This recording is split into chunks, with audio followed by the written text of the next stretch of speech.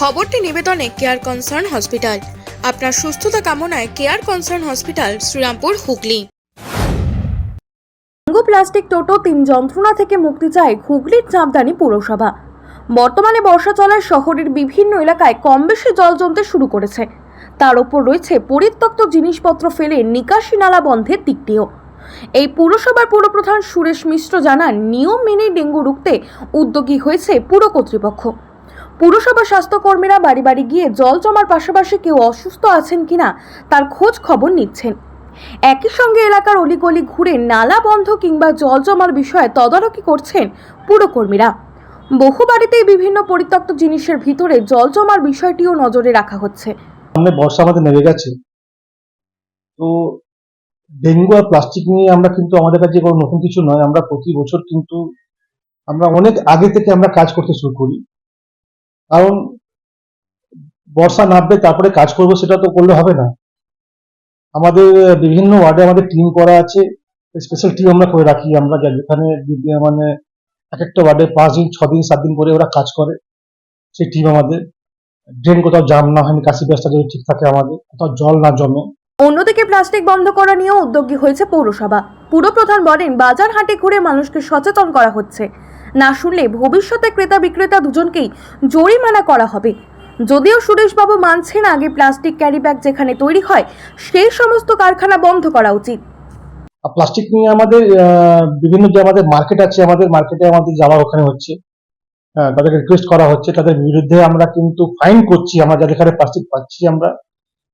কিন্তু কিছু মানুষ আছেন এখনো যারা আছেন তারা কিন্তু সত্যি বলতে সেরকম গুরুত্ব দিচ্ছেন না। কিন্তু এখন আগামী দিন তাদের বিরুদ্ধে আমরা কিন্তু আরো কড়া হব, কারণ এটা টোটালটাই আলাদা। সব জায়গায় কিন্তু ভোটের রাজনীতি করা যায় না। আর যদি সবসময় আমি নিজে ভোট নিয়ে চিন্তা করি আমি, তাহলে আমরা কোনো রকম পদক্ষেপ নিতে পারবো না। তাই আমরা ঠিক করেছি, ভোট করে মানুষকে আগে আমাদের ঠিক করতে হবে। তাই আমাদের টিম আমাদের তৈরি আছে, আমাদের বিভিন্ন মার্কেট তারা ভিজিট করছে।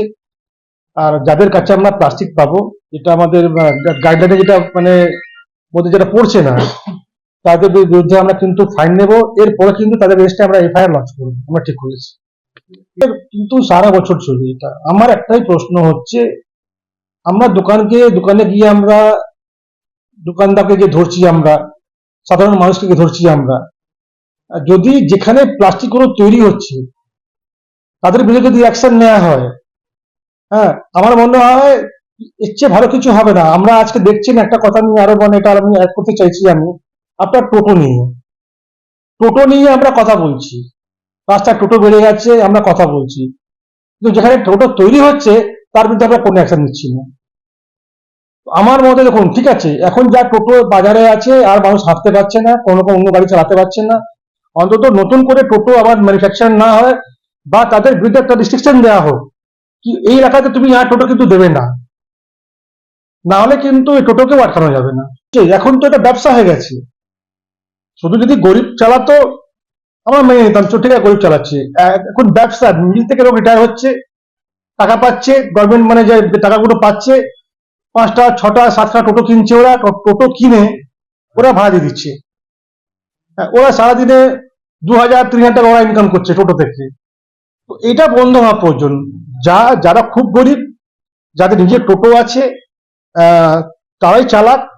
এছাড়া আমি একটা আমাদের লাস্ট ডিএম মিটিংয়ে আমি একটা কথা তুলেছিলাম আমি, আপনি দেখবেন এই যে টোটো অ্যাক্সিডেন্ট হচ্ছে, বেশিরভাগ 14 বছর ছেলে 15 বছর ছেলেরা টোটো চালাচ্ছে। এদের বিরুদ্ধে অ্যাকশন হতেই পারে। মানে কি, এটা একটা কথা, আমরা কারোর বিরুদ্ধে নয়, যেটা হয়ে গেছে ঠিক আছে, এটা এনাফ ইজ এনাফ, অনেক বেশি হয়ে গেছে। এখন যা দেখছি প্রতি 100 মানুষের পিছনে 80টা টোটো আছে। মানুষ রাস্তায় চলতে পারছে, হাঁটতে পারছি না। আমরা এক কোথাও যদি জামে আমরা পড়ে যাচ্ছি, দেখবেন 10 মিনিটের মধ্যে অন্তত 20 থেকে 25টা টোটো লেগে যাচ্ছে পিছনে। তো এটা লোককে ভাবতে, যারা টোটো চালাচ্ছে তাদেরকেও ভাবতে হবে।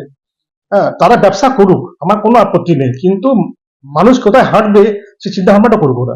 চিকিৎসা পরিষেবায় এক বিশ্বস্ত প্রতিষ্ঠান স্পর্শ। চাপদানি পৌরসভার উদ্যোগে বিশিষ্ট সুচিকিৎসক দ্বারা পৌরসভার সন্নিকটে স্পর্শ দিচ্ছে আইসিইউ এর পরিষেবা। আধুনিক মেশিনের সাহায্যে অত্যন্ত কম খরচে আপনি যে কোনো চিকিৎসার পরিষেবা পাবেন এই হাসপাতালে।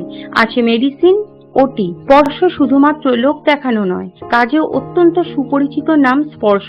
এই হাসপাতাল আপনার বা আপনাদের জন্য তৈরি করেছে চাপদানি পৌরসভা।